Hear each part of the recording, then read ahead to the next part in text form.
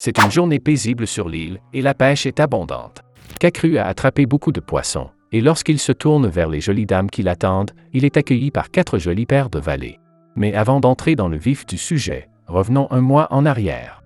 Dans les montagnes de Kanto, un ours charge Kakru, mais au lieu d'être effrayé ou de s'enfuir, Kakru s'ennuie de sa présence. C'est vrai, il dit carrément à l'ours qu'il est ennuyeux avant de lui transpercer les yeux avec une lance. Pour l'achever, il le poignarde dans le cou. Un beau coup de tête bien net. Il pense déjà à d'autres choses à faire, mais une voix s'élève. Il n'a pas encore fini. En effet, un autre ours arrive en courant. Il n'est pas prêt pour celui-là. Heureusement pour lui, son grand-père l'abat avant qu'il ne puisse l'attaquer. Kakru reçoit la réprimande de sa vie. Pendant la saison des amours, les ours agissent par paires. Son grand-père l'avait déjà prévenu. Tout ce qu'il peut faire, c'est s'excuser et admettre qu'il a baissé sa garde. Pendant qu'il dépaisse l'ours, grand-père lui demande s'il ne veut pas aller à l'école. À en juger par la réponse de Kakru, ils ont déjà parlé de ce sujet 1 million de fois. Il n'a pas besoin d'y aller. Quoi, parce qu'il a gagné 1 milliard de yens à la loterie? Oui, il a assez d'argent pour vivre toute sa vie. Il n'a pas besoin d'aller à l'école pour trouver un emploi. Kakru veut juste s'entraîner avec son grand-père. Mais le vieil homme n'est pas d'accord. Si son petit-fils bien-aimé ne va pas à l'école, il n'aura pas de petit ami. Il n'a toujours pas perdu sa carte V. J'ai l'impression que ce vieil homme veut déjà des petits-enfants. C'est là qu'il se trompe. Kakru l'a perdu dans un bordel. Grand-père pense différemment. Il a eu sa première fois dans un bordel. Il pourrait tout aussi bien ne pas avoir été touché. Le vieux veut toujours qu'il aille à l'école. S'il ne le fait pas, il ne sera plus jamais autorisé à pénétrer dans ces montagnes. En plus, ce n'est pas comme si un collège l'acceptait. Grand-père a une solution. Il y a un terrain d'entraînement pour aventuriers à Tokyo où il peut aller. Ouais, il y a une guilde et un district d'aventuriers à Tokyo. Si Kakru devient aventurier, il pourra être recommandé dans des universités prestigieuses. Grâce à cette voie, les frais de scolarité sont gratuits et il peut obtenir son diplôme sans aucun crédit. Qu'est-ce qu'on ne peut pas aimer? Kakru n'a donc pas d'autre choix que de suivre les souhaits de son grand-père. Mais cela ne veut pas dire qu'il aime cet endroit étouffant. Il se trouve dans un grand hall avec les autres élèves. Leur professeur parle sur scène. Il explique que l'Amérique a mis au point un appareil de téléportation qui relie la Terre à un autre monde.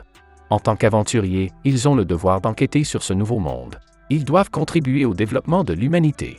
La plupart des élèves sont à la fois excités et nerveux, mais pas Kakru, qui est simplement ennuyé. Le professeur fait alors former des groupes de 6 élèves. Notre garçon est perdu car il n'a pas d'amis. Que doit-il faire? Soudain, une fille l'interpelle et l'invite à faire partie de son groupe. Un groupe composé de 3 autres filles. Kakru n'a pas parlé à une fille depuis longtemps. Mais surtout, comment se fait-il que cette fille soit si mince et qu'elle ait d'énormes seins comme ça? Il cache ses sales pensées et lui demande. Pourquoi lui? Son intuition lui dit qu'il n'est pas comme les autres. Elle demande aux autres filles de la soutenir. Elles le font, mais avec des tons différents. L'une d'entre elles, qui a l'air un peu distante, est d'accord. Une autre, la plus grande, est distante. La dernière fille, la plus petite et qui a l'air ringarde, ne dit pas un mot tellement elle rougit. La fille la plus bavarde se présente. C'est Hiroa Kizaragi, une élève de 2e année. Kakru lui adresse les salutations d'usage, mais il se concentre sur sa poitrine. Mec, elle a les yeux en l'air. Hiroa le réprimande. Comme il se doit. Kakru se présente à son tour. Il n'a que le temps de dire son nom avant que leur professeur ne l'interrompe. Il devrait déjà y aller. La porte de transfert de l'autre monde est un immense portail brumeux. Il a l'air très futuriste. Tout ce qu'ils ont à faire, c'est de traverser. L'autre monde est magnifique. Lorsqu'ils quittent le portail, ils voient des kilomètres et des kilomètres de prairies, d'arbres luxuriants et de montagnes. C'est exactement ce qu'on leur a dit sur Internet. Mais un problème se pose bientôt. Un de leurs camarades de classe se met à crier à tue-tête. Le portail a disparu. Devant la panique de son camarade, Kakru se demande si c'est une mauvaise chose. Hiroa demande à Shino, l'intello, si elle sait ce qui se passe. Elle lui explique que le portail est le seul pont entre la Terre et ce monde et vice-versa. S'il a disparu, ils ne peuvent pas rentrer chez eux. Tout près d'eux, leurs camarades de classe sont dans tous leurs états, la panique et la peur s'emparant d'eux. Qu'est-ce qu'ils font? Surtout avec le matériel dont ils disposent. Les cervelets pensent qu'ils peuvent attendre l'arrivée des secours. Mais Shiro n'est pas sûr que les secours arrivent. Comment leurs professeurs pourront-ils se rendre sur place sans le portail? Hiroa se rend compte de quelque chose. Elle serre les mains de Kakru. Cela signifie qu'ils vont devoir utiliser des tactiques de survie. Au lieu d'être effrayée, elle semble enthousiaste. A-t-elle de l'expérience en matière de survie? Non, pas du tout. Mais elle n'est pas trop inquiète. Après tout, elle pense que tout ira bien si Kakru est là. Oui, elle a dit tout cela en tenant la main de Kakru. Agacé, Kakru lui dit simplement de lâcher sa main. Et maintenant, le vrai défi commence. 100 hommes et femmes sont piégés sur une île inhabitée dans un autre monde, sans aucun moyen de rentrer chez eux. Il ne le sait pas encore, mais son entraînement dans les montagnes de Kanto n'est qu'un jeu d'enfant comparé à ce qu'il va devoir affronter ici. Iroha ne panique pas vraiment, car elle a une confiance inébranlable dans les capacités de Kakru. Mais Shino l'est, et elle trouve qu'Iroha est un peu trop facile dans tout ça.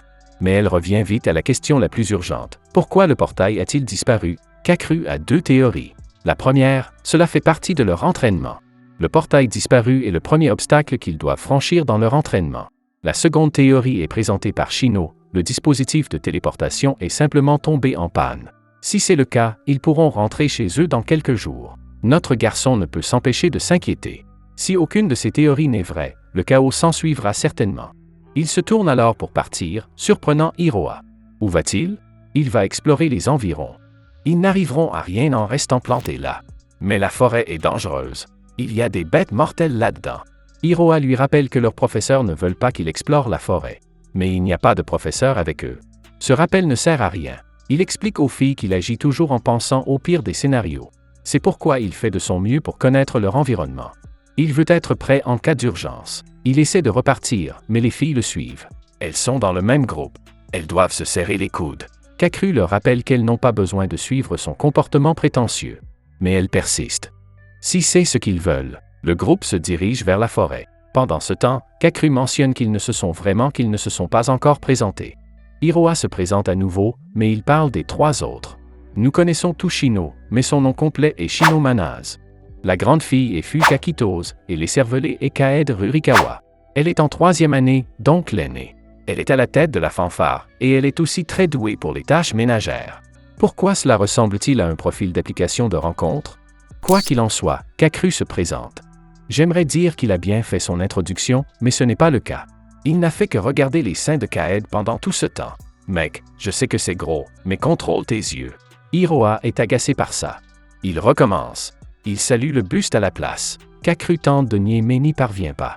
Kaed s'interpose, fixant Kakru du regard. Il n'y a rien à faire, n'est-ce pas, Kakru? Pas quand il a beaucoup de sentiments refoulés. Iroha reste bouche bée en entendant cela. Elle laisse tomber et part au trot dans la forêt. Il faut y aller.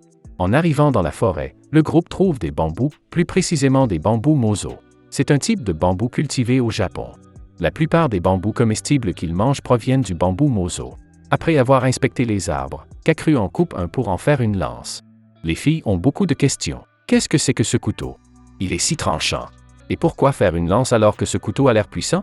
Son couteau est fait sur mesure, donc unique en son genre. Et il l'entretient très bien. Quant à la lance, il est vrai que le couteau est plus puissant, mais la lance a une plus grande portée. Cela lui permet d'attaquer n'importe quoi sans s'approcher trop près de ce qu'il combat. Elle peut aussi servir de bâton de marche. Impressionné, Iroha lui confie le rôle de capitaine. Pourquoi lui? Pourquoi pas Kaed puisqu'elle est la plus âgée? Kaed ne veut pas du poste. C'est donc ça. C'est lui le capitaine du groupe. Alors qu'ils réfléchissent à leur démarche, un cri à glacer le sang retentit dans la forêt. Kakru se dirige vers la source du bruit tout en disant aux filles de revenir par le chemin qu'elles ont emprunté. Cela leur permettra de sortir de la forêt en toute sécurité. Il s'est assuré qu'il n'y avait pas d'animaux sur ce chemin, donc elles s'en sortiront. Mais Iroha n'est pas sûr qu'ils s'en sortiront vraiment. C'est pourquoi les filles l'accompagnent. Ils arrivent bientôt à destination. Dans les buissons, ils aperçoivent un énorme ours qui se régale de cadavres humains et qui les a vus. Que faire? Kakru demande aux filles de se calmer, de ne pas élever la voix et de reculer sans détourner les yeux. Mais intérieurement, il est inquiet. Cet ours ne semble pas vouloir reculer. Et il est bien plus gros que ceux qu'il a combattus. Les ours de cet autre monde sont juste construits différemment, je suppose. Iroha, qui est au sol, ne peut pas bouger. Et l'ours s'approche d'elle. Il entreprend de poignarder l'ours dans l'œil droit avec sa lance. Mais ce n'est pas suffisant pour l'abattre. Mais il ne peut pas s'enfuir. Il se souvient des conseils de son grand-père sur le combat contre les ours. Il faut attaquer l'ours jusqu'à ce qu'il soit épuisé. Une fois qu'il est épuisé, il faut viser son cœur. C'est ce qu'il fait, et l'ours tombe raide mort après un coup de couteau dans le cerveau. Il aide Iroha à se relever. Il faut partir, il y a peut-être d'autres ours dans la nature. Cette nuit-là, les autres élèves dorment dans leur tente. Kakru ne peut s'empêcher de se demander quand il a utilisé une tente pour la dernière fois. Il pense qu'une petite tente, c'est chic, Il devrait voir les gens faire du glamping. Quelqu'un l'appelle, c'est Iroha, et lui demande si elle peut entrer. Quoi, elle n'arrive pas à s'endormir. Elle chante les louanges de Kakeru. Il a vaincu l'ours si facilement. Mais il affirme que ce n'est pas le cas. Un vrai pro aurait fait un meilleur travail. De plus, c'était la première fois qu'il voyait un ours aussi gros. S'il ne savait pas comment toucher les organes vitaux de l'ours, il y a de fortes chances qu'il devienne de la nourriture pour ours. Iroha le remercie alors de lui avoir sauvé la vie. Kakeru s'en émeut, mais il prend un air de mec cool. Le visage de la jeune fille est rouge comme de la betterave lorsqu'elle mentionne les paroles de Kaed. Vous savez, à propos des garçons et de leurs sentiments refoulés, s'il le veut, elle peut libérer ses sentiments pour lui en guise de remerciement. Kakeru n'est pas sûre qu'elle sache ce que cela signifie, mais lorsqu'elle regarde son pantalon, elle rougit. Ce qui n'empêche pas Kakeru d'en être affecté. Il tombe bientôt dans un silence gênant. Iroha persiste à remercier Kakeru de cette façon. Mais c'est la première fois qu'elle le fait, et elle n'est peut-être pas très douée. Il doit juste se demander si elle est vraiment d'accord pour faire ça. La fille est rouge et troublée, mais elle est sûre. D'accord, alors. Sans plus attendre, Kakeru enlève son pantalon et lui dit d'y aller. Mais c'est tellement gros. Est-ce que c'est vraiment aussi gros que ça? Non, vous avez juste eu de la chance ou de la malchance? Avec celui de Kakeru. Quoi qu'il en soit, il lui dit ce qu'elle doit faire, et comme notre fille apprend vite, ou devrais-je plutôt dire qu'elle est rapide, il ne faut pas longtemps avant que le désordre ne s'installe. Mais leur histoire ne s'arrête pas là. Après tout, Kakeru a les yeux rivés sur le prix depuis le tout début, le prix étant les Ogabuba d'Iroha. Mais avant qu'ils ne puissent aller plus loin, Fuuka appelle à l'extérieur de la tente. Les deux font de leur mieux pour s'arranger avant que Kakeru n'affronte Fuuka. Iroha continuera à le remercier la prochaine fois. Kakeru ouvre un peu le rabat de la tente, juste assez pour parler à Fuuka. La jeune fille est curieuse, elle est sûre d'avoir entendu la voix d'Iroha. Et pourquoi son visage est-il si rouge? Est-ce qu'il va bien? Il repousse ses questions et lui demande ce qu'elle veut. Fuuka veut savoir comment assembler le bois de chauffage. Il lui enseigne sérieusement mais se laisse distraire par ses sous-vêtements qui dépassent de son chemisier. Il pourrait aussi le faire avec Fuuka à l'avenir. Il est tellement distrait par cette histoire et la promesse d'Iroha qu'il s'absente. La vie dans cet autre monde n'est peut-être pas si mal. Le lendemain, Kakeru propose qu'il retourne dans la forêt. Iroha proteste. Pourquoi? Ils sont bien plus en sécurité ici, avec tout le monde. Mais il n'en est pas si sûr. Les choses vont se compliquer si le portail ne revient pas à temps. Shino comprend ce qu'il veut dire. Leurs camarades se sentent en sécurité en ce moment, mais s'ils apprennent qu'ils ne peuvent pas rentrer chez eux. Shino est très intelligente, ce qui pousse Kakeru à évaluer les autres filles. Iroha est un peu idiote. Kaed semble aimer s'occuper d'elle. Fuuka est indéchiffrable. Il faut qu'il en sache plus sur ces 4 filles. Quoi qu'il en soit, il revient à son point de départ. Elles viendront avec lui dans la forêt, n'est-ce pas? Bien sûr. Après avoir marché et suivi des traces humaines pendant 2 heures, ils trouvent le campement idéal. Il y a une clairière parfaite pour leur tente, et il y a une rivière à proximité. Quelqu'un a peut-être déjà campé à cet endroit. À partir de maintenant, ce sera leur base. Première chose sur la liste, faire un test de compétence. L'épreuve consiste à faire du feu. Kakeru leur donne une tige de ferro et un bâton de magnésium et les regarde faire. Fuuka a déjà terminé, elle a réussi. Iroha a fait le maximum, mais ça ne marche pas. Pourquoi doit-elle faire du feu? Et qu'est-ce que c'est que ces bâtons? Kakeru l'a expliqué avant qu'il ne commence, mais il va le répéter. Ces bâtons sont des allumeurs de feu. La poudre de magnésium rasée sur le bâton s'enflamme sous l'effet de la friction. C'est l'un des moyens d'allumer un feu sans mouchoir ni briquet. Quant au pourquoi, il est essentiel de savoir faire du feu dans les situations de survie. Le feu est une source de chaleur et de lumière. Avoir du feu ou non peut faire la différence entre la vie et la mort. C'est pourquoi ils doivent apprendre. Shino court, paniqué. Qu'est-ce qui lui a pris tant de temps? Elle avait besoin d'un peu de temps pour trouver son matériel.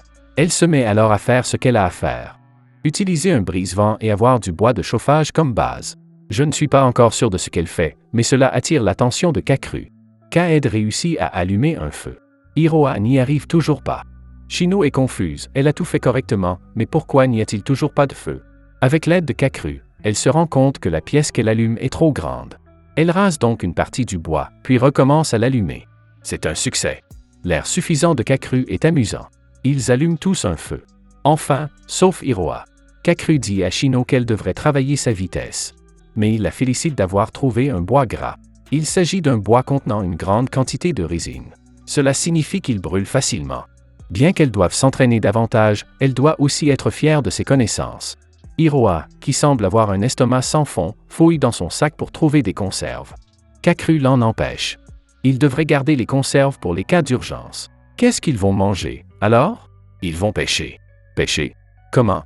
Ils n'ont pas de bateau. Ils n'en ont pas besoin. Ils utiliseront des paniers de pêche, Mondori. Cacru tente d'expliquer, mais il vaut mieux montrer que dire, surtout avec Iroha et ses tendances d'abruti. Elle est offusquée par son expression. Qu'est-ce que c'est que ce regard? Il est juste consterné par sa stupidité. Mais il était si doux hier soir.